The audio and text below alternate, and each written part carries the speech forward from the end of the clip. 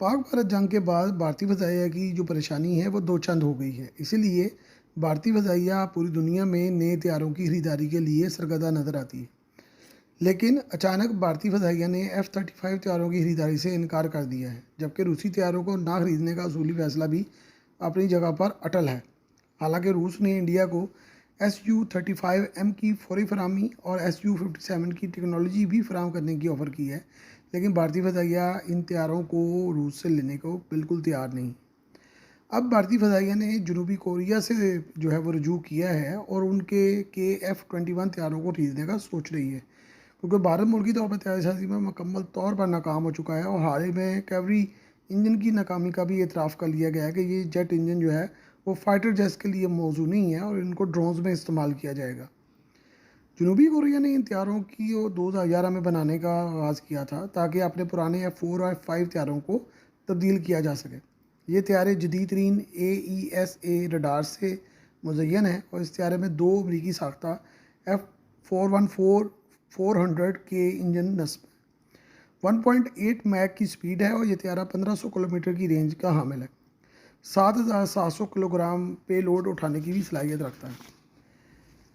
इस तैयारे के प्रोटोटाइप जो है वो तकरीबन 6 बनाए गए हैं जिनको जांचा जा रहा है और 2026 में ख्याल किया जा रहा है कि इस तैयारे को कोरियन एयरफोर्स के हवाले कर दिया जाएगा, क्योंकि इसके तमाम जो ट्रायल्स हैं वो काफ़ी हद तक कामयाब रहे हैं। ये तैयारा बहुत कामयाबी से प्रवास कर रहा है और इस कामयाबी की वजह से अब ये कोरिया जो है वो ये कर रहा है कि भाई इसको अभी से अपग्रेड कर लिया जाए और इसके अपग्रेडेशन के लिए जो है वो मामला जो है वो भी तय किए जा रहे हैं और उसके लिए भी काम शुरू कर दिया गया है। इसकी नेवल वर्जन बनाने पर भी काम शुरू हो चुका है, क्योंकि ये तैयारा और इसके प्रोटोटाइप जो है वो बड़े कामयाबी से काम कर रहे हैं।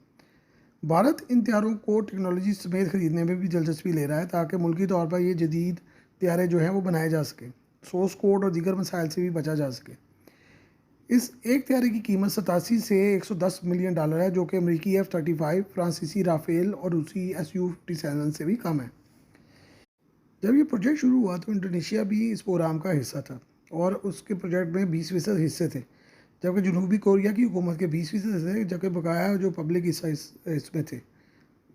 इंडोनेशिया ने अगस्त 2024 में अपना हिस्सा कम करके 7.5 कर दिया था, यानी तकरीबन $409 मिलियन जो है इस प्रोजेक्ट पर खर्चा जो है देने का वादा किया था और इसकी जगह पे तुर्की से कान तैयारों की खरीदारी का मुआहदा कर लिया गया है। इस प्रोजेक्ट में फ़िलिपाइन और पेरू भी दिलचस्पी ले रहे हैं। इसके अलावा मलेशिया, पोलैंड, सऊदी अरेबिया, मुत्तहिदा अरब अमारात को भी ये हथियारें ऑफ़र किए गए हैं और वो इसको एवेल्यूएट कर रहे हैं। ख़ासतौर पे मलेशिया, पोलैंड और फ़िलिपाइन जो हैं वो इस तैयारे में काफ़ी दिलचस्पी ले रहे हैं।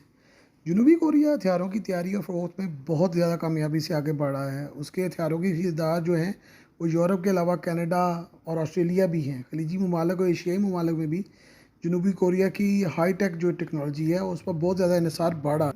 जनूबी कोरिया की हाईटेक टेक्नोलॉजी और उससे बढ़कर आसान और बवक्त फराहमी को जो है ना वो बहुत ज़्यादा अहमियत दी जा रही है, क्योंकि कोरिया के जो हथियार हैं उसकी सबसे अच्छी बात दुनिया में यही मानी जा रही है कि ये ना सिर्फ हाईटेक और बड़े आसान इस्तेमाल में हैं, बल्कि इनकी जो फराहमी का स्केड्यूल है वो बहुत टाइट है और फौरी तौर पर जो है वो डेट के मुताबिक जो है वो फराहमी कर दी जाती है।